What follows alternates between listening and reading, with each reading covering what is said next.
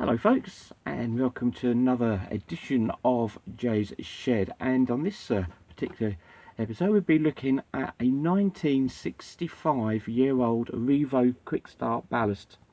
Very popular for commercial uses. This one particularly here has an interesting wiring diagram as well, so we'll have a look at that. Obviously needs a bit of TLC on there. Very interesting ballasts these are. There's two of them and the two go together. If I'm just move the camera over here, there's the one and there's the second one. But we'll start with the first one and we'll look at that in more detail. Now on here it says for use with two 40-watt 2-foot lamps. Now when you think about 2 foot you think 20-watt T12 or 18-watt T8s. So 2 foot 40-watt. Very unusual. Therefore this would be, the application of this would be probably in a warehouse, a factory, or lighting over machinery that need that extra bit of light. It was also in the early days maybe used in street lighting as well, but I would think this was more of a factory setup here. So it comes from something there. This was a little find that was discarded. It's still got the fluff on it. Needs a bit of attention on it, but apart from that I'm really going to see if I will rewire it and see if it goes. As for the 2 foot 40-watt lamps, I think what we'll have to do is we'll have to put some 40-watt 4-foot lamps on these. I shouldn't think it'll make much difference. 40-watt MCF fluorescent tubes, very difficult to locate.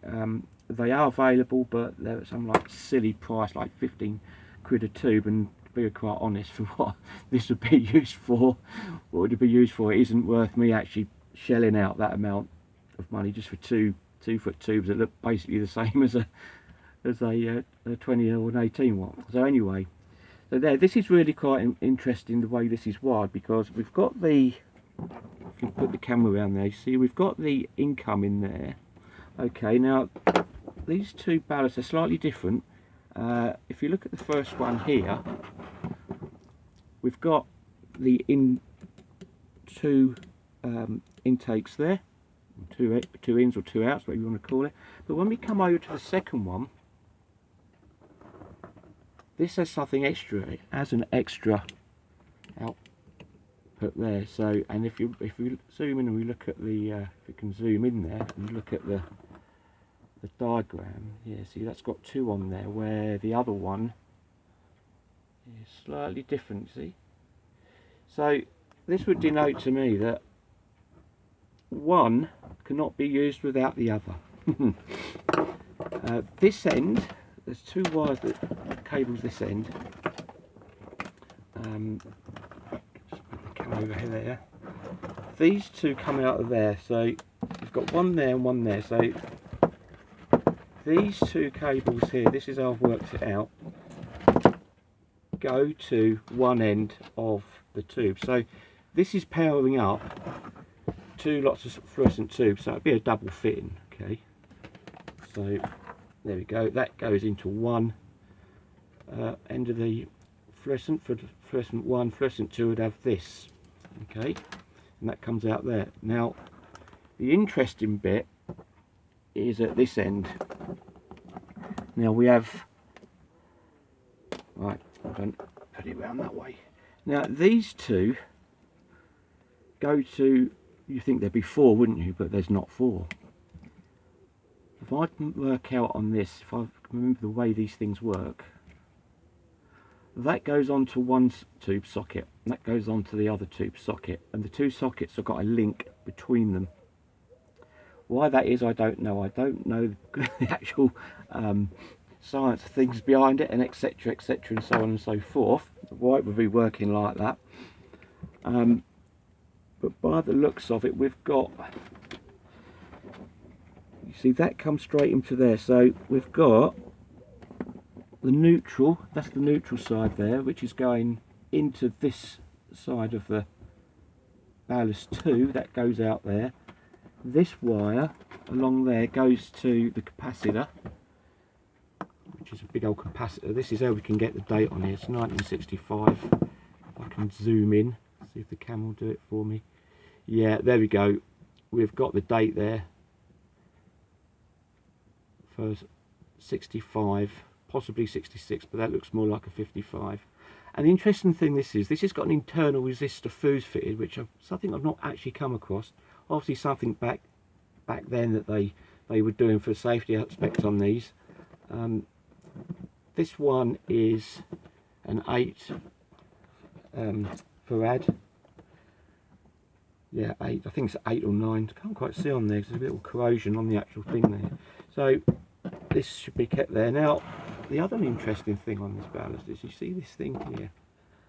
This little thing. This looks like a wax cap, doesn't it? A wax capacitor, and yeah, it's sticky. Yeah. Right. Now these were pretty common on ballasts and alike.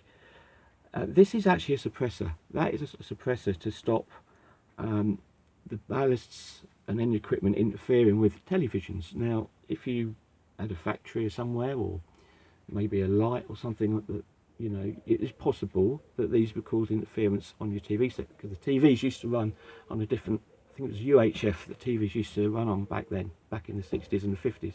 So many ballast and electric equipment had these on to stop the interference going on to people's tellies and radios. A bit like when if you had a car radio on and a motorbike went by, it would buzz. It'd be the same kind of thing. Or if you're driving under power lines and you get the buzz from the power lines as you're driving underneath. So same sort of thing. So it just stops that.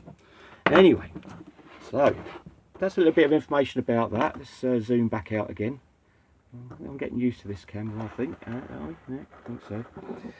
So by the looks of it, it's pretty straightforward. So that links in with that. That comes out for the ballast. That goes to one lamp.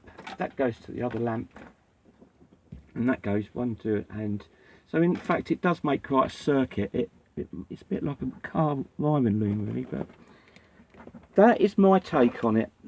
If you've got any suggestions, leave it in the comments so I can read those. If you've got any other ideas of how these things, why this sort of wiring is actually on these kind of ballasts.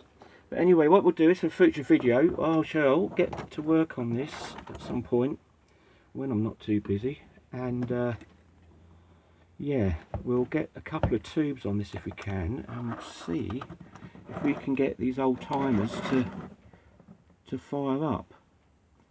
But there you go, that's just a little interesting video. I just thought a little something that I found, thought it'd be quite like it, but they're pretty fairly heavy. But it's interesting to see the two running without the other one, so there we are. So I hope you enjoyed this little video. Yes, you haven't seen me on this one because I'm behind the camera. Anyway, thanks for watching. If you enjoy the videos, as always, thumbs up if you would please. If you like a few thumbs up as well, you see, some likes and that. And if you haven't subscribed, hit that subscribe button and ring that little icon for more uploaded videos in the future that I shall do. We've got quite a few good things coming up. Now the summer's here, we've got quite a good few bits of stuff to do outside. So it's worth keeping there. And remember, don't touch his stuff, because I touch it so you don't have to. You might blow yourself up and give yourself a perm. So if you're following along, you do so at your own risk. Okay then folks, I'll see you on the next video. Bye for now.